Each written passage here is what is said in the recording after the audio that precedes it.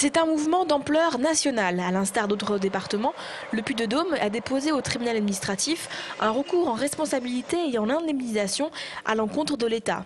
En clair, il affirme que l'État n'a pas indemnisé le transfert des compétences en matière d'allocation sociale. Le Puy-de-Dôme réclame 80 millions d'euros, ce qui correspond au solde pour le RSA et l'APA. Une somme qui ne pourrait être comblée par les impôts.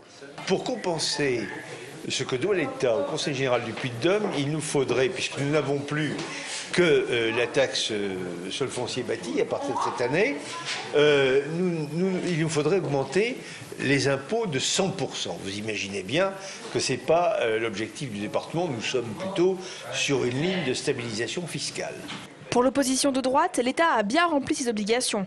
Le recours devant le tribunal administratif est jugé navrant. À un mois des élections cantonales, l'opposition dénonce une manœuvre politique. Le président du Conseil général est toujours très proche de l'État et de Monsieur le Préfet quand il s'agit de bénéficier de crédits, par exemple pour le train à Crémaillère, puisque nous avons bénéficié de 18 millions d'euros d'aide de l'État et de l'Europe. Par exemple pour le plan de relance, nous avions en 2009 bénéficié de plus de 10 millions d'euros de remboursement anticipé de la TVA. Et là, comme par hasard, quelques semaines avant les élections, on se retourne contre l'État et même pire que ça, au tribunal. C'est une démarche contentieuse qui est engagée devant les tribunaux administratifs. Mais pour les questions de procédure, l'objectif final est de porter l'affaire devant le Conseil constitutionnel. Si le Conseil constitutionnel venait à déclarer non conforme à la Constitution les transferts, l'État devrait alors indemniser le département.